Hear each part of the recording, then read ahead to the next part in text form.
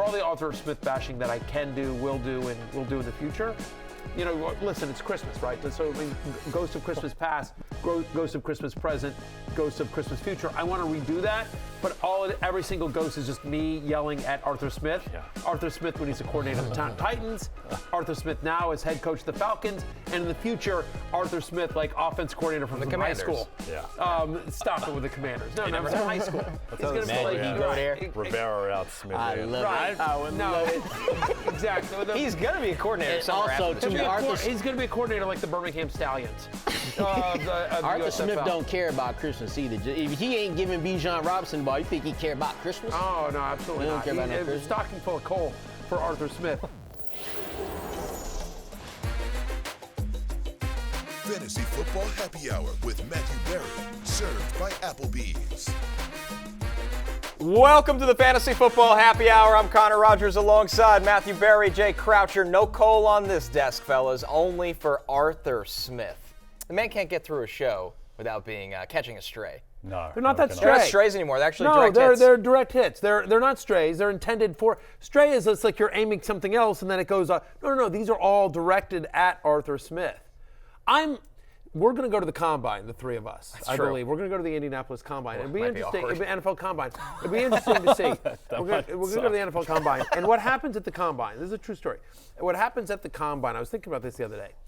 Is that not all, but many of the current NFL head coaches and general managers will address the press. They will hold like 30-minute press conferences, and it's like 20 or 30 people there. You sort of just gather around these podiums and sort of for 30 minutes, you can just sort of pepper them with questions. And it's usually the local beat writers, and it's a combination of local beat writers who ask very specific questions and then just complete randoms who ask the dumbest questions of all time, you know. What's your favorite color, favorite karaoke song? What's your favorite favorite color, what's your favorite karaoke song? It'll be stuff like pick a head coach, literally pick any head coach. Like Shane Steichen. Right. Shane Steichen will be up there and they'll say something like, Shane Steichen, after a year with the Colts, you used to be with the Eagles. What do you think about Jalen Hurts' play last year? Actually, it's exactly and it'll be like, Shane Steichen's like, I don't know, man. Like, I like Jalen Hurts, but I'm focused on, Anthony Richardson and Gardner Minshew, and I didn't watch a lot of Jalen Hurts last year. Yep. But it'll be like some stupid Philadelphia reporter that will come to Shane Steichen's press conference to ask about, did Jalen Hurts take a step back without you there? And Shane Steichen's that actually will 100% happen. Yeah. Yes. So it's dumb stuff like that.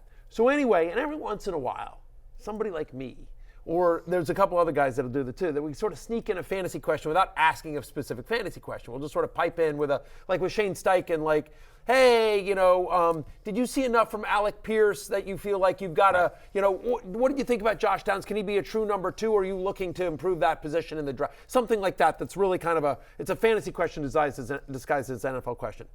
But mark my words that if Arthur Smith is still the head coach of the Atlanta Falcons and has a press conference, I will point blank ask him about Bijan Robinson. I will ask him if somebody doesn't beat me to it first. But I will point blank ask him that question, just like, hey, I'll have whatever stats I need, and I'll be like, hey, for the majority of the year, you played out. Tyler Algier got more snaps and played more snaps in the red zone. Is that because you thought Algier was better? Why did that? I'm sure I'll take that well. Do you regret? I don't care. But that's what my point is. I don't care. Because it's a question that needs to be asked, and I don't think he's been asked it directly. Like, why is that happening? Anyway. No, that's fair. And hopefully when we fly and and the answer is yes, we thought Algier gave us the best thing. Then the follow-up question is, do you regret using the 8th overall pick on a running back? Yeah, that's fair. When you had Tyler Algier, 1,000-yard rusher as a rookie, on your team. Yep. And hopefully when we fly to Indianapolis, we can go via Milan, so Matthew can show the world his tight little top that he's wearing today. Tight top. It looks fantastic. It is a tight. Listen, it's tight little top. Let me tell you something. What's the Jimmy Fallon thing? My tight pants on. Yeah. It's my tight sweater on. This is a sequel. What can I tell you? It's the holidays. As you guys know, so I wore a very ratty sweatshirt to work today. Sure. Because listen, I was writing Love Hate, and it's super comfy clothes, but it's not appropriate for TV.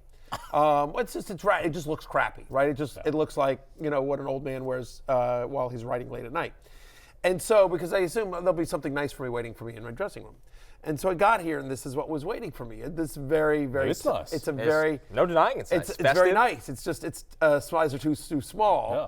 It's the holidays, and so we've got different people. It's not the usual cast of characters in terms of wardrobe there, and I don't know. I think some signals got mixed up. Wardrobe under the bus on the bingo card. No, I'm not throwing Say wardrobe hi under to the Arthur bus. Smith's wardrobe. I'm merely saying.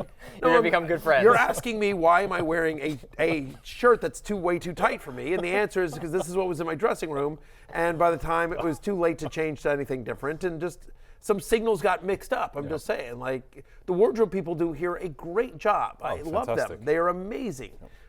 They make me look better than I have any right to. Yes. Make no mistake about it. Yep. But yes, just You should ask wardrobe why Tyler Algier gets so many carries. I'm going to do And that. Arthur Smith, why your wardrobe was a little Right, tight. it's all Just actually keep it all correct. together. Boy. But whatever. Some signals got mixed up somewhere somehow in the the holiday exchange, and whatever. I'm gonna a shirt that's 2 sizes too small. I love it. I really hope we get our combine credentials, by the way. We'll, after all this nonsense. We absolutely will. We'll be there. We'll be there. I don't think this will come to fruition because I think one of two things will happen. I think either Arthur Smith gets fired because I don't think the Falcons are making the playoffs, and I think they should have. And so I think there's a chance that Arthur Smith gets fired. Or honestly, I think if he doesn't, I don't think he'll show up and take questions. 100% agree.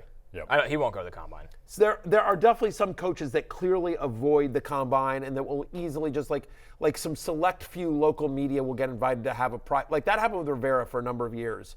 Like, and Snyder and the Commanders front office would never take questions publicly because, Right. everyone would just, so they would like a few friendlies, if you will, local media that they knew weren't going to, and they would just off to the side, like you'd get invited to like some private little conference room, for a quick little Q&A. Yep. But I'm gonna prize that's a what favorite will happen that- with Arthur Smith. Arthur Smith will not face the public. I'm going to prize a favorite that Arthur Smith is back next year. Remember Dan Quinn got kind of an extra year when it felt like it was over Arthur for him. Blank, a patient man. Yeah, I think so. And also, he's no quarterback. There's enough to fall back on. Anyway, that's my 2 cents. I think he'll be back. I think we'll be doing this again next year. What would you set the odds? It'll be pretty close. Yeah, maybe like minus 130, yes. And then plus 110 the other side. Dinner at the combine as to whether or not Arthur Smith Sure. is there. there. Good, Yeah, done. there you go. Yeah, Very done. Connor has to go Dutch, right? It's just St. me or you. Elmo's? Yeah. Yeah. Right? Yeah. St. Elmo's, it's fine. St. Elmo's Prime 47. 47 Prime. Sorry. forward to it. On a either company one. trip. We'll do Incredible that. betting. But either way, we both agree Connor has to pay for himself. Yes, Like no, either I'm absolutely. buying you or Yeah. you're buying for me. But this one, Yeah. Going with NBC, so that's fine. We'll you be go. all right. All you right. go. By the way, it's Week 16's Love Hate. If you've made it this yeah. long, we are doing Love Hate today. Some are saying one of the last Love you Hates can see ever. my nipples. This is so tight. The outline. Look at this. Your the pecs. outline. That's why I made the Milan comment. Exactly. Very much so. It's Yeah, there it is. Yeah. Look, Layup I for hope I don't get producer banned by Steven. Instagram for this nipple look. Before we get to Love Hate and more of the nipple I wonder if I'll get a deal with Fashion Nova. Maybe. Wouldn't have thought so. Or Wouldn't have Bang thought so. Energy. Bang Energy would make a lot more sense. Yeah, that's on the card. Let's get into the Rotoworld Player news. Here are the notable injuries we're tracking. And, of course, for all your player news, go to NBCSports.com. We start with the Sunday games, and this is just part one, folks, so buckle up. C.J. Stroud still in concussion protocol. Same with Trevor Lawrence. Tyreek Hill not practicing with the ankle. Nico Collins not practicing with the calf. Zack Moss with the forearm. Kenneth Walker and Raheem Mostert. All three are not practicing. With Raheem Mostert, this is veteran rest for the most part, as it's been with him for a couple weeks now. Achane still with the toe injury, didn't practice, although he played through that last week. Alexander Mattison still dealing with the ankle. He didn't practice, and the same could be said for Ramondre Stevenson with his ankle injury. Let's go to part two now for more DNPs.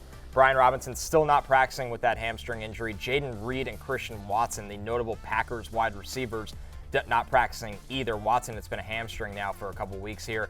Levis with the knee injury, he is not practicing. Joe Flacco was limited with the calf. Aaron Rodgers on the injury report, we know he's not playing. Michael Pittman with a concussion, he is now back in a limited capacity. Geno Smith with the groin practicing full. Geno will be back under center for Seattle. Jonathan Taylor is the big one here, Matthew, with the thumb injury. He practiced in full. It looks like Jonathan Taylor will be back while Zack Moss is still not practicing.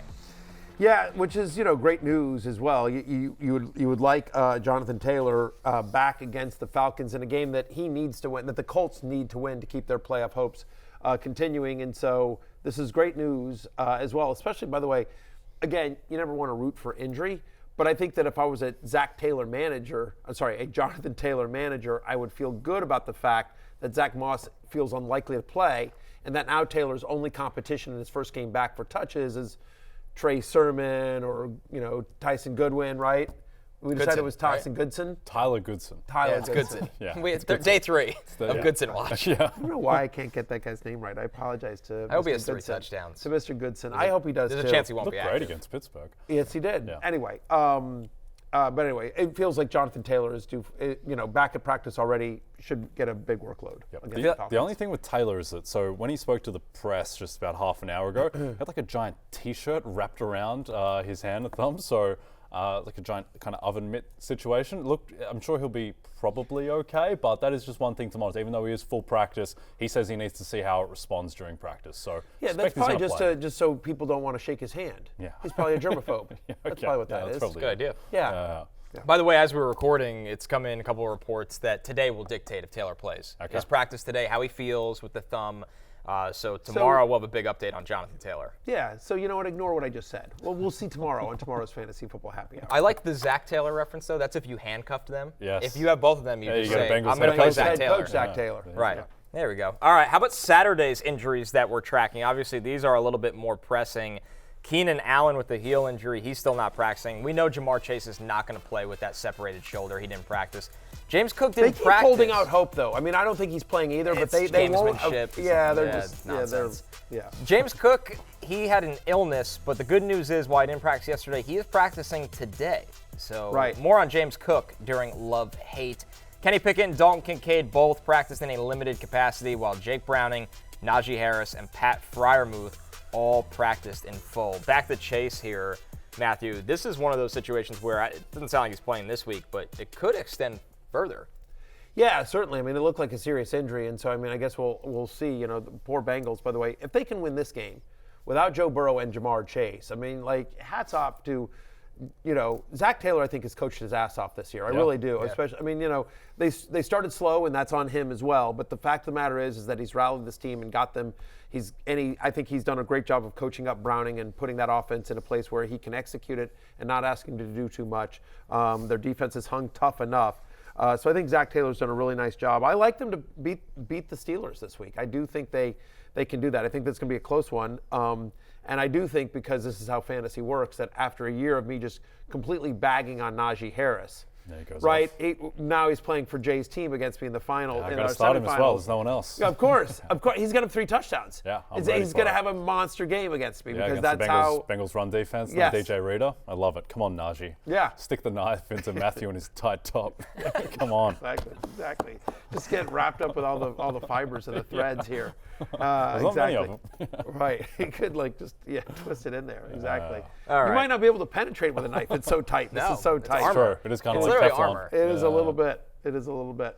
Anyway, those are all the injury updates. We'll know a lot more tomorrow. And the other thing that's interesting here, that's helpful, Fantasy Football pregame Saturday, 1 to 3 o'clock Eastern. So a special edition of Fantasy Football pregame before the Saturday shows, right before Bengals Steelers. That'll be on NBC and Peacock, and then that leads into, of course, Bills Chargers. That is exclusively on Peacock. I'm a company man. Saturday night at 8 o'clock.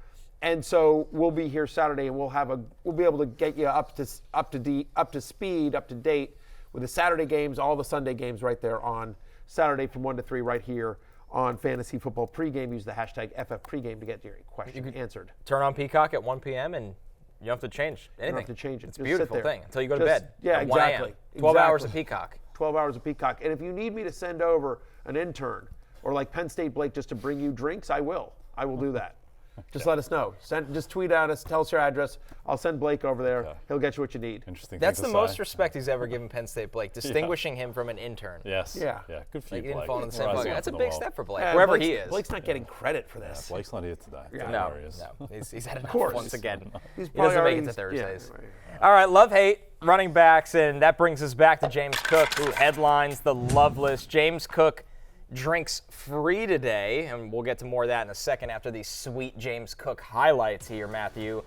He's got the Chargers. Nice matchup for James Cook. Comes in as RB what for you this week? in the playoffs? RB3. Again, after last week's game, you're like, really, Barry, you love James Cook? No kidding. But again, love-hate is all about expectations. Player that we think exceed or fall short of expectations. And obviously, expectations for James Cook are high. I don't think they're third best running back in fantasy high.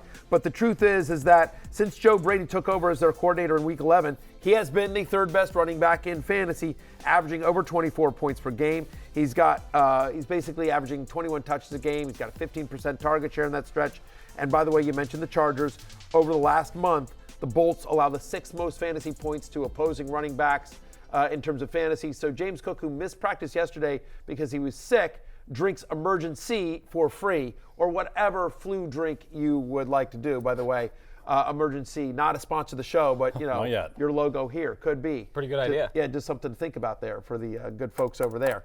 But anyway, James Cook on the love list, top 3 running back play this week, assuming he plays. Yep. So there's been a little bit of Christian McCaffrey MVP buzz because coming off the massive game against the Cardinals, which personally I just don't agree with. He's a running back. He does not affect the game the same way that Brock Purdy does, or Patrick Mahomes, or Josh Allen, or whatever. James Cook has the same total EPA this season as Christian McCaffrey. Like, James Cook is having a monster running back season. It's gone a little bit under the radar, I think, until last week, but 60-plus points combined the past 2 weeks, 4 games in a row of 16-plus points. I mean, he is as good as any running back in the league outside of thinking McCaffrey right now. Yeah, and by the way, we've talked about this, but he's actually left some points on the board. As good as he's been, he's actually left some points on the board. There have been a couple of miscues that, he's gotten cleaned up, and good for Joe Brady and the staff to going back to him. They benched him for one series because of the fumble, and he had the bad drop down the sideline, which would have been like a 60-yard touchdown reception, something like that. But still, James Cook, I think so much of the attention in Buffalo has been about why isn't this team performing as well? Why are they underperforming? Stephon Diggs hasn't been as good as we expect him to be. Are they going to make the playoffs even? So James Cook's performance has gone under the radar until that statement win against Dallas last week. But yes, should keep it rolling against the Chargers here in Week 16, just in time for the fantasy semifinals. Our next one here, Rachaad White. Jay, Rachaad White, the second half of the season, has been one of the best running backs in football and fantasy football. Yeah, he's been an absolute monster, and he's not just relying on being a PPR merchant, which he was for a time. I think the key for Rachaad White is that Baker Mayfield is playing the best that he has in, 3-4 years, and he's just unlocked this offense where now all of a sudden it was like, grinding your teeth just to get anything going, but now all of a sudden they are in scoring position more often. They have a bit more of a running game now, and they get a matchup against the Jacksonville defense that is really scrambling. Yeah, no question about that. Jaguars allowing over 25 fantasy points per game, and 140 scrimmage yards to running backs over the last month. And you think about Rachaad White since Week 7, right? Since Week 7, he's averaging over 20 touches a game, a 13% target share, and he's the 5th best running back in fantasy with at least 17 fantasy points in 7 of the last 9.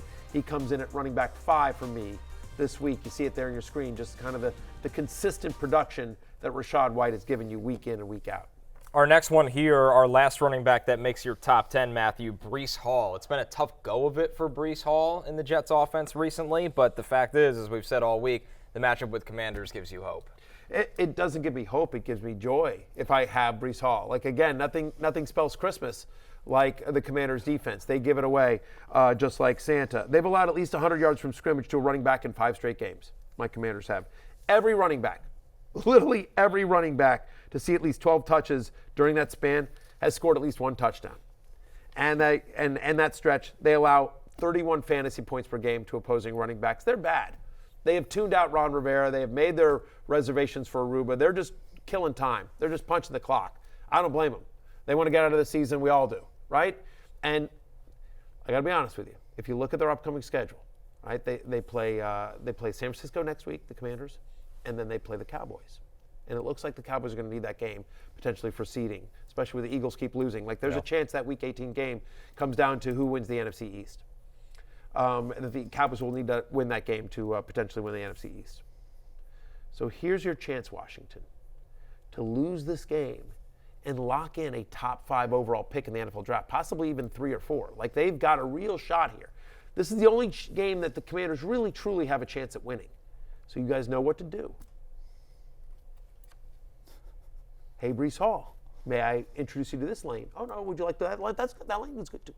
That's fine.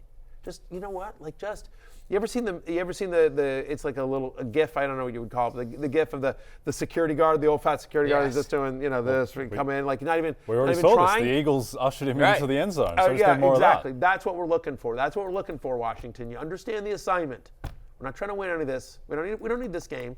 Our season's over. You know what to do. You know what to do. Breece Hall's going to have a big game. Yep. Now, the Commanders' run defense has been better, but still just doesn't feel like it's a real team at the moment. And I think that if it is, it doesn't look like it's going to be Zach Wilson. Looks like it's going to be Trevor Siemian at this point. Not trending the right way so for I Zach suspect Wilson. that they won't be dropping back 45 times to Trevor Siemian. No, and they'll dump off some to him as well. Yeah, just get through the game. Just get the clock going. Feels like the Commanders win. No! It does. Stop it. Blasphemy. 9-6 Commanders. I don't understand why they're Absolutely 3-point not. dogs. 17. Sam Howell gets sacked, fumble, defensive touchdown for the Jets. That's all you need. Keeps the closes the Commanders' lead to Yep. 21-7. All right, a couple others receiving votes. We mentioned Devon Achane on the injury report with the toe earlier, but he played through that last week. He's got Dallas. Top 20 play for Matthew. Chuba Hubbard also makes the list as a top 20 play, and then Tyjae Spears against the Seahawks here, Barry, on the back end of playable running backs. Yeah, we'll start with Achane, who gets a nice matchup with Dallas over the last month. Cowboys allowing 16 or more rushes of 10 or more yards. That's fifth most in the NFL. We just know what kind of a big play guy Achane is. He's had almost a 20% target share since he's returned in Week 13. Chuba Hubbard keeps getting a ton of work over the last month. He's averaging over 23 touches a game. Packers since Week 10, giving up 158 rushing yards per game. And finally, Tyjae Spears. He gets more work in games in which they are trailing. Tennessee is the underdog in this game in their last 7 losses. Spears playing 57% of the snaps since Week 10. By the way, the Seahawks allow the third most receiving yards to running backs. Obviously, Spears is their passing down back. Seahawks are favored in this game. They should be down. Who knows how much work King Henry gets in this one. I do think Spears is he's more of a desperation flex. Let's be clear. It's the Week 16 playoffs. He's only my running back 34, but if you're in that range, I do think there's some upside with Spears this week that there wasn't maybe necessarily last week. Yeah. Also, I don't think there's any real downgrade for the Tennessee offense if it is Ryan Tannehill instead of Will Levis. Certainly doesn't impact the spread. No. All right, we go to the hate list, which is headlined by Austin Eckler, who's had a tough go of it this year. And with the Chargers offense, Easton Stick under center, Keenan Allen still hurt. This is an offense that's really going through it, Matthew. They got the Bills where they are double-digit underdogs in this game. This is one of the toughest one I really struggle with. Look, we love Austin Eckler. He's been on the show multiple times. He is somebody who is a friend of fantasy. He's not only appeared on our podcast, but on multiple fantasy podcasts. He embraces the fantasy community in a huge way. He's legitimately, jokes aside, he is an investor in fantasylife.com, my startup, so I have a business relationship with Austin Eckler. I love Austin Eckler. Top to bottom, absolutely love him. But Austin Eckler is a very astute fantasy manager in addition to one of the best running backs in football. And an astute fantasy manager, Austin Eckler, would tell you that running back Austin Eckler just hasn't been up to snuff lately since Week 11. He's just running back 32 on a points per game basis with single-digit fantasy points in 4 of the last 5 games. He's played below a 60% of the snaps in 2 of the last 3. And it's not a great matchup. Over the last 4 weeks, Buffalo gives up just the 3rd fewest fantasy points per game to opposing running backs. So Eckler, who has all sorts of talent and has said the right things to the press, wants to finish the year strong. He's playing for a contract. He understands the fantasy implications better than probably any player in the NFL. So he wants to end it strong. I have him inside my top 20, just barely inside my, it's like I'm like at running back 21, like right there on the edge. But he makes the hate list. As much as I love the guy, and I have to call it like I see it, and I think he would understand that as well. Yeah, I think the issue too is not just that it could get out of hand quickly, and it might be a redux of last week where in the fourth quarter, he still played a couple snaps in the fourth quarter, but it was pretty much the Isaiah Spiller show at that point. But it was early in the game. He wasn't getting all the work. Like, they were alternating series. It was Eckler, it was Kelly, it was Spiller. So I just don't think probably as well just with his physical state. Now, he has looked better, but still he's been dealing with injuries all year. I just don't think in a meaningless game they're just going to run him 20 times. Yeah, I don't think so. I don't think he's healthy. And I want to be clear about this. I have no inside information. I haven't talked to Austin in quite some time. So I have no inside information on this. This is just me watching the same games and the same film you guys are. He doesn't look right to me. This is a guy who's one of the toughest and most explosive running backs, pound for pound, in the NFL, and he just doesn't look like that guy. To me, he's gutting through it. And so, yeah, chances are if you made the playoffs, you did it despite or without Austin Eckler, not because of. So hopefully you have better options. But if you are forced to start him, I think he's a borderline RB2 that you hope gets into the end zone. Our next one here, Jay, James Conner. For Conner right now, he's got Chicago, which is tough against the run. but he's not impacting the game as a pass catcher at all since he's been off the IR. Yep, there's that. There's the fact that Chicago's run defense is top 2 in the NFL with New England. And then there's also the fact that Kyler Murray, he just vultures so much of the goal line work in terms of rushing, where Kyler is almost the best rushing threat as a quarterback near the end zone. Arizona's been incredible at converting their red zone opportunities into touchdowns, and Kyler Murray is the biggest part of that. So James Conner is just a far cry from what he was at the start of the season with Josh Dobbs. To your point, Connor, about the passing down work or lack thereof, in the 5 games since he's returned from IR, James Conner has 9 receiving yards, like total. Like that's not what he's averaging per game. Like that's total. They're just not using him in the passing game the way they have in previous years. And the other thing is you might say, oh, but like he produced against San Francisco last week. Yes, he did, but not till the end of the game, not till that game was well out of hand. And I just don't think the Bears offense, though I like them, I don't think they're the explosive kind of offense the way San Francisco is. I think Arizona's going to be able to keep this semi-close, which means that I don't think the Bears all of a sudden are putting in their second-string defense, and all of a sudden Connor's running against backups in a game that's meaningless. Like I think this will be semi-close towards all the way through. So he's just my running back 28 this week, and don't love it. Literally one running back has rushed for 75 yards or more against the Bears this year. It's a terrific defense. Our last one, Javonte Williams, he's got the Patriots. And while New England's been one of the worst teams in football, Matthew, they have completely eliminated running backs in fantasy over the last month. They haven't allowed a running back rushing touchdown since week 10.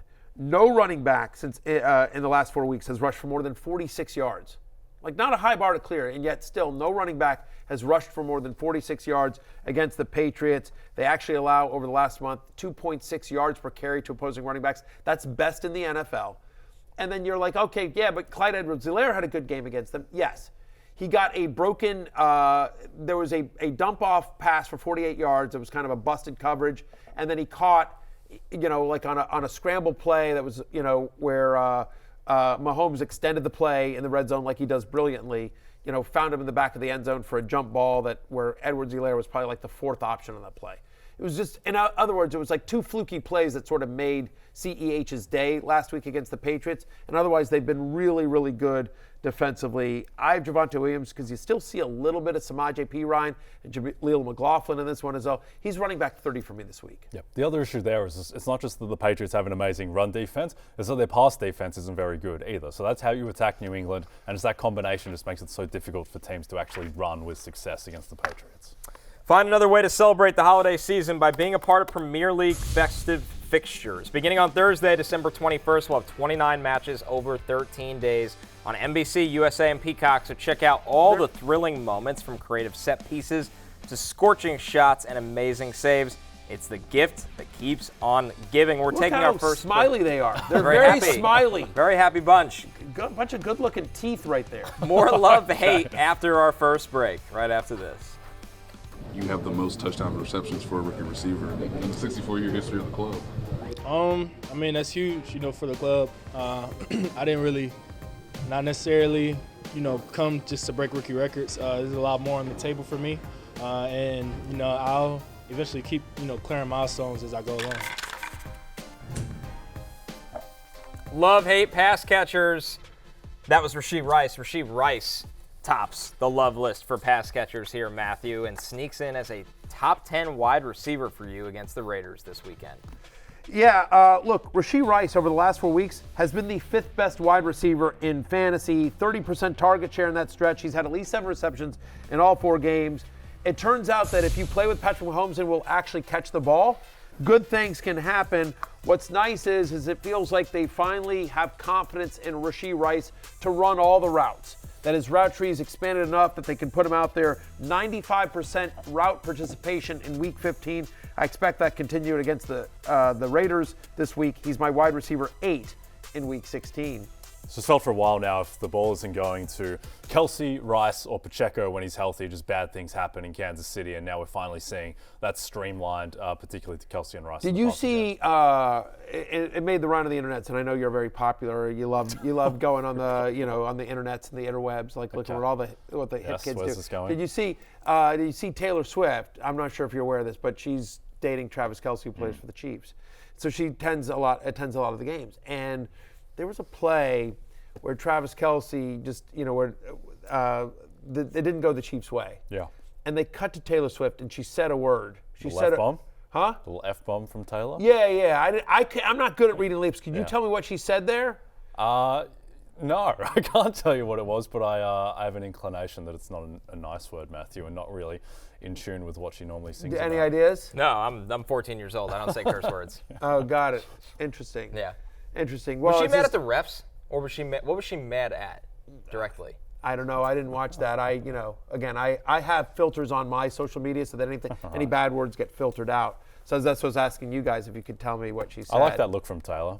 I like it. Yeah, it's good. Yeah, passion. What's yeah, a different angle to her persona, so to right? speak. Just a little bit of a bad girl. Yeah, I Just don't mind more it. human. Yep. Exactly. When she said, Whatever she said. I think it was the word. Anyway, at any rate, Wasn't us.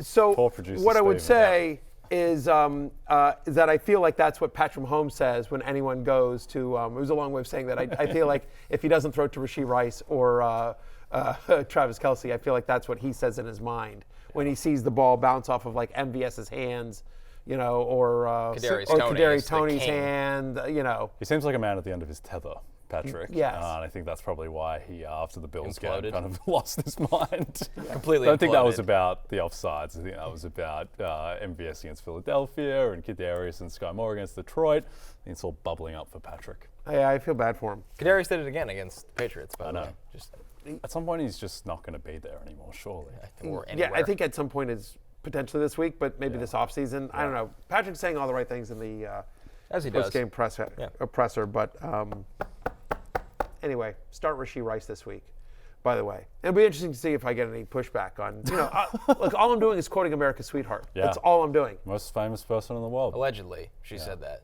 Yeah. We don't know. Yeah, allegedly. She could have said that was bad luck. Yeah. Anything's possible. Yeah. It was just a guess on my part. All right. Next one, Jay. Mike Evans against Jacksonville. He's wide receiver 10 for Matthew. This Jacksonville secondary has been messy now for quite some time. Yeah, there's a couple of things here. One, Baker Mayfield playing at an above-average quarterback level pretty much all season now at this point, coming off the best game of his career against the Packers, effectively. Now he gets the Jags defense that just seems completely broken at the moment. The way that Joe Flacco was able to cook them, not to mention Lamar Jackson, they just don't, and Jake Browning as well had the game of his life against the Jags. They just don't have anything in the secondary. Well, you think about how good Evans has been this year. And he was coming off of 2 seasons where he'd been a little bit down production-wise as well, right? I mean, he's now scored in 5 of his last 6 games. He's had 10 end zone targets over that stretch. And so you think about the production this year compared to the last 2 years. Jay, I think it's fair to say that Mike Evans is playing with the best quarterback of his career. Is that fair to say? Tom Brady? Tom Brady? Not exactly fair. I'm just saying. If you look at the numbers, I'm just saying. Tom Brady, the year they won the Super Bowl? I'm just saying, like the numbers with whoever that guy was. Listen, if you stack up Baker's stats this year to Brady last year, it's not that different. Now Brady had more volume, and I think Tom Brady's better, but still, Baker's playing at a really solid level. No, I'm obviously joking. Obviously, Brady is the GOAT. He is the true greatest of all time. But Evans has had a ton of production with Baker Mayfield. There is some sort of connection there between the two of them. They've got this offense humming, and you mentioned the Jaguars secondary, which has been banged up and wasn't that good even when they were healthy. They have allowed the second most touchdown passes on deep passes this season. Only one team in the NFL has given up more deep touchdown passes this year than the Jacksonville Jaguars. So far this season, Mike Evans' average depth of target is 14.3 as well. And so Jacksonville, who has given up at least 1 touchdown in 13 of 14 games this year to a wide receiver and the 5th most touchdowns overall, should be a good day for Mr. Evans at the office. I am as a top 10 play this week. I personally rank Jameis's 30-30 season as my favorite Mike Evans quarterback one. It's unbelievable. He was chucking it. He's produced with whoever quarterback it is. Do you think, here's my question, when they review this tape and they decide to fire me between now and tomorrow's show, do you think it'll be the F-bomb or do you think it'll be the joke where I suggested that Baker Mayfield was better than Tom Brady? That was way more off color. Yeah, that's what I think so. Exactly. That's more You can't do that. offensive. Yeah, I would it's think false. so. I would think so too. Like, whatever, You sitting in with HR and they're like, the I'm Tom not sure Brady HR gets insult. past the first 10 seconds of the show where they see the shirt you're wearing. Yeah, which that's is also true. arguably. It is very sort of Skinamaxy. Yeah, exactly. It's kind of, it's very, Oh, boy. Okay. So DJ Moore. What's next? DJ Moore's next here. Yeah, so. It's week 16. I'm punch drunk. Yeah, It is what it it's 3 is. weeks Yeah, to you're go feeling like the until end the of playoffs. love-hate. I'm just, I can see the can see the horizon. One I can more? see the end. I One can more see the love, end. hate? I don't. One more to love, hate. One last show. I don't know what it is. I don't know how it all ends for me. I just know that it's ending soon. Yeah. Well, potentially one last hurrah this season for DJ Moore against the Cardinals. Not very good pass defense, 31st in the NFL. Since week 7, they just have nothing. They have no prayer. Now, I understand DJ Moore didn't do much against Cleveland, but no one does much against Cleveland. This is one of the best pass defenses of the past 20 years. Still goes 4 for 51, but I suspect with a much more favorable matchup with how Justin Fields has played since coming back from his injury, DJ Moore should be in for a big game. Bottom 5, the Cardinals are. Bottom 5 are the Cardinals in receptions allowed, yards allowed, and touchdowns allowed to perimeter wide receivers, which of course is where DJ Moore lines up the majority of time. Since in every game in which Justin Fields has been healthy this year, DJ Moore has a north of 30% target share. He looks for number 2 early and often. It's a great matchup against Arizona. I'm at wide receiver 14 this week.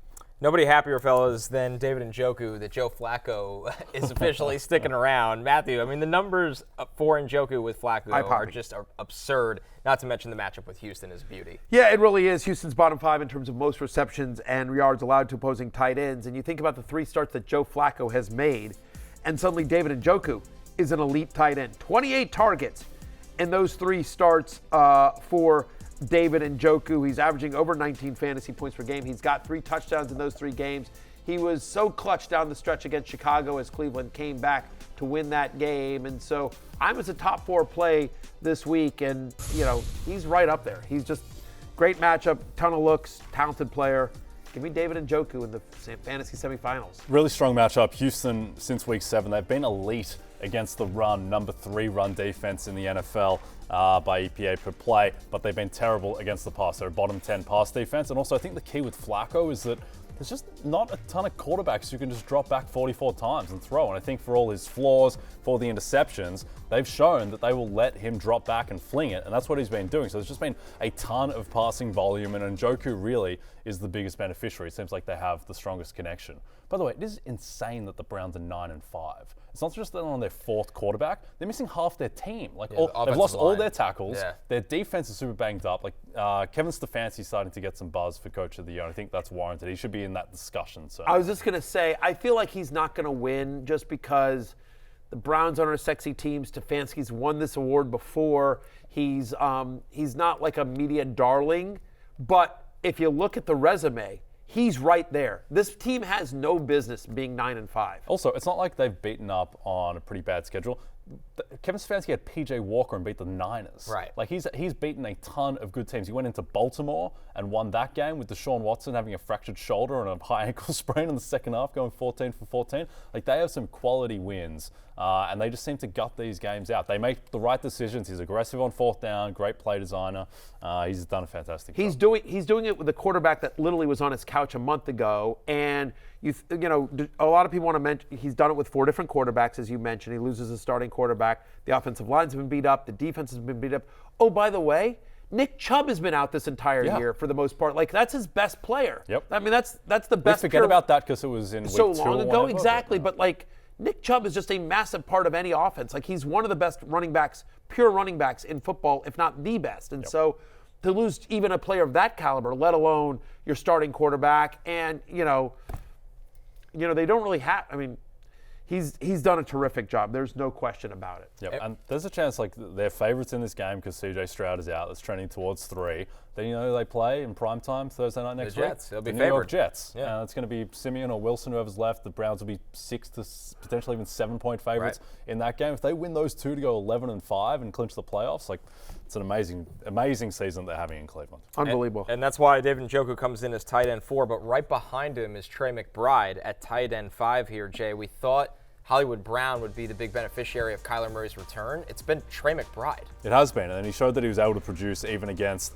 the vaunted 49er defense. And I think, to your point, Connor, he's the big beneficiary of Hollywood Brown just not happening. It just hasn't happened at all with Kyler Murray. We thought that Brown would explode in the second half of the season. That's not happened. Instead, Trey McBride has been the beneficiary, and I think he's going to be an elite tight end option for a couple of years yet. I think it'll be a real debate next year in dynasty formats whether Laporta or Trey McBride go 1 or 2. I mean, among tight ends in dynasty formats, Hawkinson will be in the mix as well. But McBride and Laporta in startup dynasty next years. I think those guys, it's probably going to be Laporta and McBride. But look, Hollywood Brown, I think, hasn't been healthy. He's been sort of gutting through stuff. He hasn't played a full complement of snaps. He's just not healthy. But since week 8, Trey McBride has 4 different games with at least 8 receptions and 80 yards.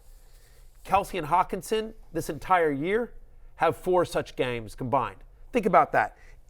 Since week 8, 4 different games that are 8 for 80. Kelsey and Hawkinson on this entire year have combined for 4 games of 8 and 80. That's just how good Trey McBride has been. Tight ends that see at least 6 targets against the Bears, averaging over 15 points per game.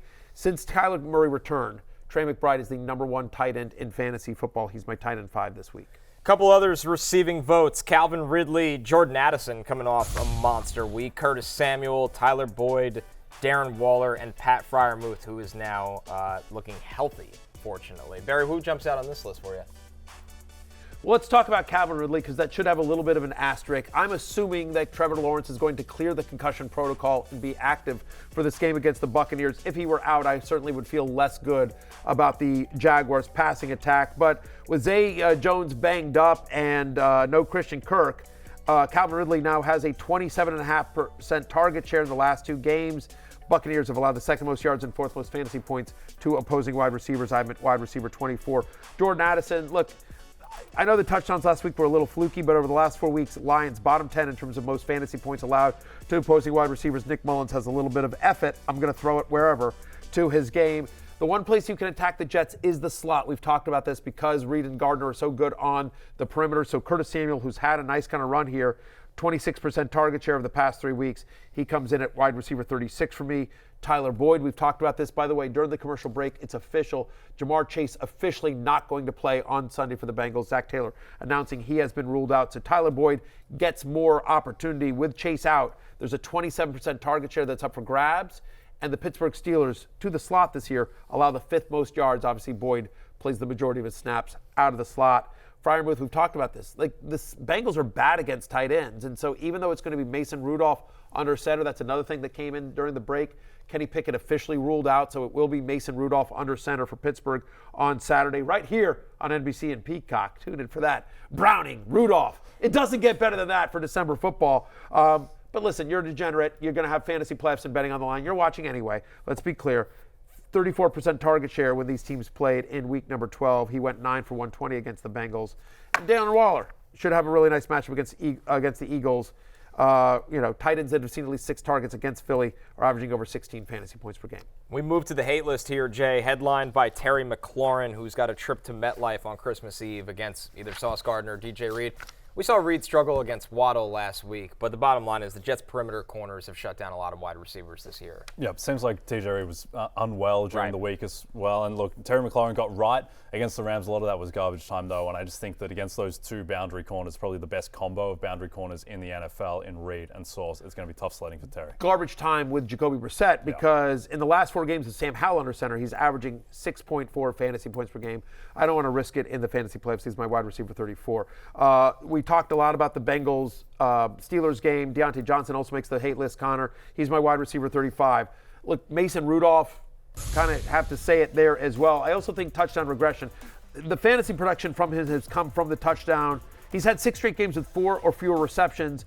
So, in essence, 40% of his fantasy production over the last 3 weeks have come from touchdowns. If he thinks he gets into the end zone, you should start him. But odds say he doesn't. He's my wide receiver 35. Our next one here, Adam Thielen, Matthew, against the Packers. Just makes it into the top 40 wide receivers, but this offense in Carolina's going nowhere fast. He's averaging 45 yards per game with 0 touchdowns since week 6. And over that stretch, he's wide receiver 47 on a points per game basis. Don't love the matchup either. He's my wide receiver 38. Our final one, Jay, Dalton Kincaid, who's been a little banged up. He's got the Chargers. I mean, since Dawson Knox has been back, surprisingly, Kincaid's production has gone down. That hurts. Also hurts that they are north of 12-point favorites against the Chargers, and they just had the best rushing game of Josh Allen's entire career. So I suspect they'll continue to lean on the run when they are leading. Last thing, by the way, as bad as the Chargers have been in almost every aspect of football, they're actually pretty good against the tight end over the last month. They're allowing the 6th fewest fantasy points to opposing tight ends. So Kincaid, whose production has definitely dropped with Dawson Knox back, he's outside my top 10 this week. We close out with the quarterbacks, which is headlined by your man, Jay. Brock Purdy against the Ravens. I don't know if it matters who the 49ers play. Purdy's just been dealing in this offense. He has been. He's a monster. I think he can lock up MVP with a win over Lamar Jackson on Monday Night Football. And I think this offense is just so good and rolling that they are almost defense-proof. No weather expected in Santa Clara on Monday night either. So it's all set up for Brock Purdy to have a big game. Yeah, I was talking with my friend Marcus Grant over there at NFL Network, does a great job, and he said to me, tired, Brock Purdy for MVP, wired, Christian McCaffrey for MVP, inspired, Trent Williams for MVP. Look at what they did over the 3 games that Trent Williams missed versus. Listen, Trent Williams affects the spread as much as Christian McCaffrey does, and Purdy's significantly more than both. Fair enough as well. Purdy's a top 4 quarterback play for me as well since week 7. He's averaging 10.9 yards per attempt. That's more than 2 full yards than any other quarterback. The Ravens are a bottom 12 defense in terms of most fantasy points allowed to opposing QBs. Matthew, it's good to see Mahomes back on the love list. It's not been the fantasy season we have come to expect from Patrick Mahomes, but he's got the Raiders this week, a team he usually enjoys playing against. 3 of the last 4 games, the Raiders have allowed at least 250 passing yards and 2 touchdown passes, including to the stick man, your boy Easton Stick there, Jay, as well. Since the start of the 2021 season, Patrick Mahomes averaging over 24 fantasy points per game against Las Vegas. I am his QB5 this week. Jay, Justin Fields has Arizona. We talked about how bad that secondary is, but Fields rushing obviously is a nice little bonus in this one too. Yeah, it's the rushing. It's the fact that the Cardinals have a bottom 2 pass defense over the past couple of months. Fields should go off. These are the types of teams that he eviscerates. Matthew, the one you brought up earlier about Calvin Ridley, Trevor Lawrence, if he can clear, he makes the love list and comes in as QB8. Yeah, I mean, look, over the last 4 weeks, over teams that face Tampa Bay are averaging 36 pass attempts per game. That's tied for 5th most tied for 5th most in the NFL. And 4 of the last 5 quarterbacks to face the Buccaneers have thrown for at least 250 yards. The only one who did not is Bryce Young. Baker's playing at a high level, so I do think this is kind of a shootout between the 2 of them. I do like Lawrence if he's off the concussion protocol against a pass funnel defense of the Bucs. A couple others receiving votes. Tua Tagovailoa comes in as QB9. 51 is the point total for Cowboys-Dolphins. That's the highest total of the week. More on that on what's on tap tomorrow at the Happy Hour bar. Baker Mayfield against Jacksonville. He makes it in as a QB10 this week. We talked about the struggles with Jacksonville's secondary, especially against the deep ball. And finally, Nick Mullins here, Matthew, against the Lions defense. Nick Mullins, for his faults, does not lack confidence. No, he certainly does not. And the Lions allow touchdown passes at the 6th highest rate this season. They're giving up almost 20 fantasy points per game to opposing quarterbacks over the last month. So Mullins, in a game which he will have to throw to keep up Detroit, I think is a viable QB2 this week. Baker Mayfield, I mentioned him. Last 4 weeks, Jags bottom 3 pass defense. They're allowing over 262 passing yards per game. They've given up at least 18 fantasy points to the last 4 quarterbacks they faced. That includes Joe Flacco and Jake Browning. So I like Baker and Trevor in a kind of a shootout there between the Jags and the Bucs. Jay, Sam Howell headlines the quarterback hate list. For Matthew, he comes in as QB22. We know what the Jets defense has done to quarterbacks. Even last week, Tua didn't have a big fantasy week under center against them. No, and it was the one bomb throw to Jalen Waddle where Jalen Waddle just got loose. Suspected Sam Howell, to your point, no one has good games against the Jets. Even Josh Allen has played them twice. Patrick Mahomes has played them. It's not like they're just beating up on bad quarterbacks. So I think Sam Howell will have his work cut out for him. I don't know if there's anything. Listen, I'm playing you in our fantasy semifinals. Sam Howell has carried me much of the year. I am benching him this week for Joe Flacco. Yeah, that should tell you everything you need to know. Our final one, Russell Wilson, Matthew. He comes in all the way down the list as QB20 against the Patriots. This game, Patriots-Broncos, is the lowest point total of the week. Yeah, and I actually like the under. I mean, as bad as that is, I just say, since week 4, Russell Wilson has one game, literally count it, one game with more than 225 passing yards. Over that stretch, he's 21st in pass attempts as well. And since week 10, the New England Patriots allowed just 12 fantasy points per game to quarterbacks. So that is pretty low as well. Russell Wilson is just merely QB20 for me this week. The countdown is on for a very special edition of Fantasy Football Pregame. Barry, Jay, and Lawrence will be live this Saturday from 1 to 3 p.m. Eastern, leading into football night in America. The showtime might be different, but the hashtag isn't. You can still tweet us using hashtag FFPregame. We're going to one more break. When we're back, last call, we got our best bets for Thursday Night Football. Don't forget, on DraftKings Sportsbook this season, new customers can bet $5 and pocket $150 in bonus bets instantly. Plus, all customers can get a no-sweat same-game parlay every day. Download the app and use the promo code Berry when you sign up. DraftKings Sportsbook. The crown is yours. It is time for last call. Let's take a look at the most bet player props courtesy of our friends at DraftKings for Thursday Night Football. Puka Nacua, alternate receiving yards, 25 plus. The odds on that is minus 2,500. Who is doing this? There's got to be someone betting $3 million on that, hoping to get a quick buck. It's a tough $3 million sweat there. Yeah, something. You never want to root for the book, but I'm rooting That's for the number book one. in this one. That is number one. That is the most bet player props. It has to be handled. Got a couple Cooper Kupp bets on the board. We got a field goals made bet. Puka Nacua alternate receiving yards, obviously also popular. We have a 50 plus for that. Jay, kick us off with something different, please.